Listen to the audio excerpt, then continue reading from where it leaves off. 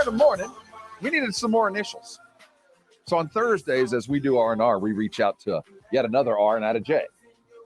So R&R in the morning with RJ. I'm RJ too. On the B2B. Did I get it all right? It's time. Let's talk with RJ Ochoa, Rock the Mic champ, Blogging the Boards editor, and an all-around fine pool player. I don't know if that's Can true. he play pool? No, I don't know. Oh, okay. I just said that. Can he play pool? RJ Ochoa is a ping ponger. I have ponged. I've pooled. What's your bar lately, game? If you're betting drinks, what's your bar game to try to win them? Probably pool, but okay. I had a shuffleboard guy. I also you mentioned drinks. I don't want the stuff on my hand, and then I'm grabbing drinks and the condensation. It's just a difficult thing. Darts. It's too complicated. People walking by and you're like, math. oh, we're throwing. And then what game are we playing? Are we playing go for the bullseye? Are we playing at a point? Yeah. Too much math. I'm actually very good at cornhole. I'm a cornhole guy. I can more kick. of a patio bar game though. Like not as versatile. You know what I mean? I do like the ring game. You know what I'm talking about? Ring on a string? And I suck at that. Like that's frustrating. That's a good time. You gotta have patience. Then like somebody hits it and everybody's like, oh, like you're much like a Cowboys playoff victory. Ring on a string is that difficult? That's a terrible transition. No, it was pretty good, to go actually. What's your disposition today? How you feeling? I mean, you could sell this a lot of ways. You could sell like, look, I mean, they weren't expected to do much. They lost Dak for 5 games. They pulled off a lot of things, right? Double-digit win season, back-to-back playoff years. Like, all that's true. You can also talk about, dude, you were 60 minutes away from putting an end to the job, putting an end to the jokes, and putting an end to the memes, and you didn't do it. And I think the most rattling part of this week is the way Dak Prescott played. And I think because it allows for the extreme opinions to be made. And I'm not going to sit here and defend Dak. Right. I mean, it was super terrible. But like, there's, that's a trump card that everyone can use for 365 days. I was listening to a podcast yesterday where a Padres fan was like kind of giving it to a Dodgers fan, like kind of razzing them. And the Padres fan was like, look, this may blow up in my face, but I have 365 days of this. Like, if you think I'm not going to, milk this cow, you're out of your mind. And I don't know that there is a way to kind of rebut this for Dak in the future. I mean, obviously if they win the Super Bowl next year, but it is about as sobering of an L as it can be. What do you make of the spring cleaning in the winter? Philbin, Lett, Edwards, Skip. What do you make of this? Well, not, again, not fired, just not renewed. What are you making of this? I mean, the water has got to escape somewhere, right? Like that's kind of what this is, right? And there has to be a fall guy, right? Like there has to be. And for anybody who is saying we got to trade Dak, I mean, like I'm fine entertaining conversations about how Dak can improve and Dak can be better, but like we're wasting time. Right. We're just blowing carbon monoxide to talk about the idea of trading Dak. Like we can have a practical, functional conversation. So Dak's not going anywhere. McCarthy's not going anywhere. Obviously, the status of Kellen Moore and Dan Quinn are both, TBD, obviously to different degrees. So, okay, who else is there? like you're the king. You need a head chop. I mean, absolutely. Like you got to find someone.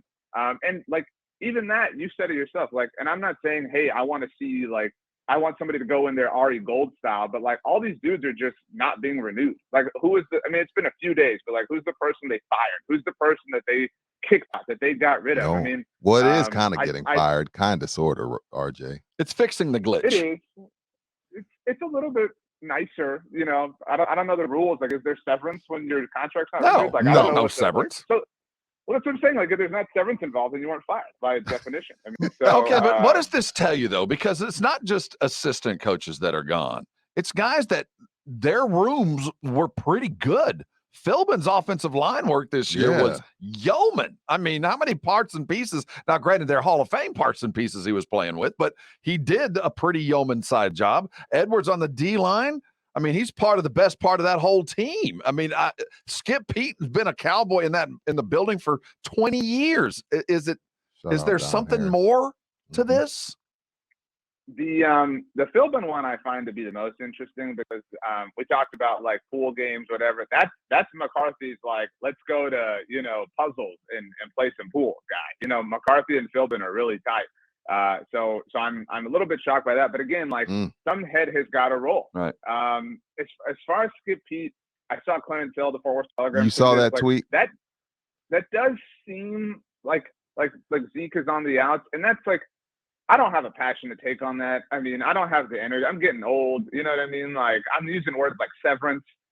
You know what I mean? Like, and so I don't have the energy to fight this Zeke fight. If he's back, cool. Right. You want to hand him the ball on the 2-yard line, fine. But if you are serious about improving, you'll rip this Band-Aid off. That's really just kind of how I feel about it. We were ranking free agency guys in priorities. And let's put Zeke aside. I put Donovan Wilson aside because I feel like, just is just opinion, if Dan Quinn does take a job somewhere, I feel like he may take Donovan with him. Donovan's had his best years under him. Schultz, Steele, Pollard. I went in this order. I went Schultz, then Steele, then Pollard as far as priority free agency. Where would you rank the top 3 priorities free agent wise? So I think context is necessary. Okay. That's what that's it's about, fair. right? Yeah. It's not about like just the players. Terrence Steele's a restricted free agent, so the idea that they would lose him is really low. They'll give him like a second-round tender, so he likely won't even get an offer on what wouldn't even technically do, but the open market. Dalton Schultz. I mean, if our job is to represent him, they just gave him $11 million off the tag. So, like, the going rate for Dalton Schultz is $11 million a year. Doesn't he get 120%? Right? Like, doesn't he get a raise, franchise?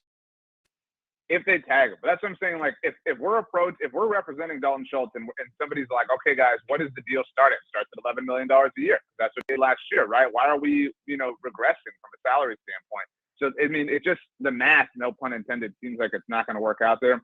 And the Tony Pollard thing, I mean, I hate to be super blunt, but the injury is a factor now that it wasn't. I mean, and Malik can play. Malik is good. I like Malik between the tackles better than Tony between the tackles. I don't think he's as good on the edge, but Malik Davis is legit. I don't know that I agree with all that, but what I do believe is that you found a dude in undrafted free agency who you're willing to entertain is better than Tony Pollard in some way, shape, form, which is concrete proof that you don't need to spend any premium resource on the position. So Mel Kiper, you can miss me with this Bijan Robinson, in the first round. A man can dream. Don't come for Mel. Mel's trying. I mean, no, Mel's awesome, but like Mel had a line in the mock that was like, it was something like this just makes sense, right? Like what? And he referenced Emmitt Smith. Like, I understand that like the Cowboys are like living in the 90s, but we don't have to do that ourselves. We don't have to be like, look, Jerry wants a bell cow running back that can, play through an injured shoulder in week 17 on the road against the New York Giants. Like, we don't have to do this. But so of those 3 though, Pollard is the highest priority in my mind. But again, under the assumption that you're really not going to lose Terrence Steele, and that you're kind of betting against yourself with Dalton Schultz. All right. Brokering against yourself. Gotcha. With the coordinators, of the 4 guys that are under contract, both of the coordinators still are, but everybody else is in transition. Now, there's going to be a lot of talk that the Cowboys have set McCarthy up for failure because he's going to have to redo his coaching staff next year with 2 years left on his deal, and Sean Payton still doing work at Fox. It doesn't look like he's going to get hired. As far as the coordinators, if Dan Quinn leaves, who replaces him? Is it in the house or out? And if Kellen Moore leaves, who replaces him? Is it in-house or out? Well, 24 hours ago, I would have said that George Edwards replaced Quinn if he left. He's wide open exactly, now, right? RJ. That one is a bit interesting. Justina Anderson tweeted right before I came on with you guys that according to her sources, that George was kind of stunned. Now maybe that is the Cowboys doing him a favor and like, look, Dan's going to leave. We're trying to help you out. We're just trying to move this along. You can put your house on the market, whatever. That's kind of a wild card, I think.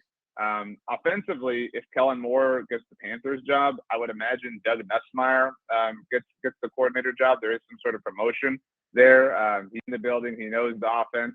And look, I'm a big McCarthy guy, but Rob, you said like they're going to set him up for failure. Like this is, and I don't mean to be dramatic, this is a year of reckoning for McCarthy, right? Like, okay, we were willing to give you, year 2 because you had the Dak injury, COVID stuff, whatever. Right. You performed well in year 2. You improved in year 3. Okay, and despite all the challenges, some of those were our fault, fine. But like, hey, in year 4, we have to know. Like, this is make or break. And the most telling thing of all, and I hate to stir the pot, this offseason will be whether or not they restructure Dak's deal. Because if they don't, they leave themselves an out next year.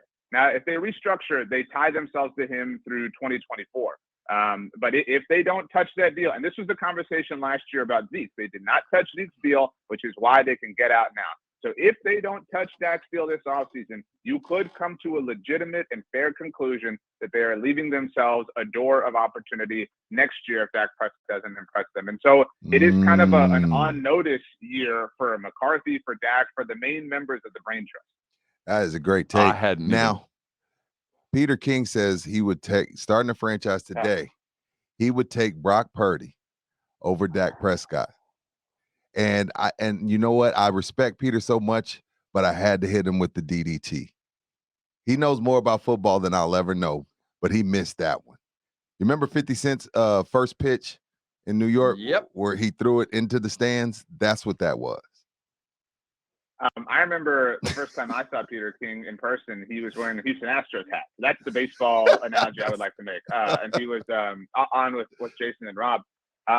But like, look, that is super annoying, and I don't want to say super dumb because Peter King is I mean, the goat of all this. But like, it is pure victim of circumstance, prisoner of the moment. Brock Purdy hasn't lost any games, but the extremely frustrating part is that like there's a lot of that, and all of that is built upon what happened last Sunday. And that's what I'm saying. There's nowhere to run. There's nowhere to hide. Like it is, and even if you don't take that seriously, then you get the people that are like, well, he's on a 7th round rookie contract. I would take that contract over blah, blah, blah. I mean, like it's that there are so many tentacles to this that are just, I feel like Boba Fett, like trapped in the monster. Like I have no way out of this. Like we're completely stuck in this. And and the frustrating part is they put themselves there. They had a chance. They had a chance at the end of the first half, and Dak threw the pick. They had a chance with 3 minutes on the board and a touchdown to tie. They didn't gain a single yard. Dak almost took a sack. Three and out. So it's fair to come for him. Like I'm all for it. Like light the pitchforks, but like we can come for him without saying things that are ridiculously over the top. Thank you. Exactly. And well said, RJ.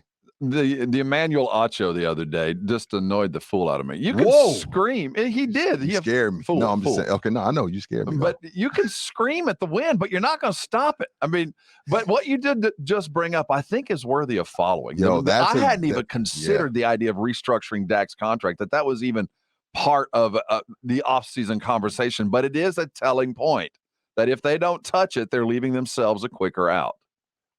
I mean, think we got to watch they that. do this. They built this contract for this reason, and they've done it with Tyron Smith and Travis Frederick and Zach Martin and all their big-time marquee deals and whatever, the longer-term contracts. They built it so they could kick the can down the road. They could alleviate some salary cap space. Typically, that's done in the summer, around June, whatever. They got to sign their draft pick, something like that.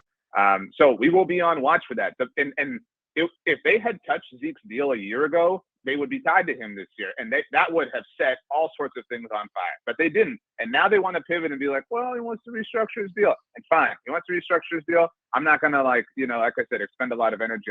But it will be very fascinating if they don't. I imagine they will. I mean, he's 30 years old, going to be 30 this year. I mean, he's still playing at an extremely high level. I recognize that he played at a very poor level in the biggest moment possible. But I mean, people are like, well, he's 0-3 in the divisional round. He's played like 100 games in the NFL. Like, we're going to sit here and take 3%, and understandably, it's an important percent. It's an important percent, RJ. Again, keep failing the final.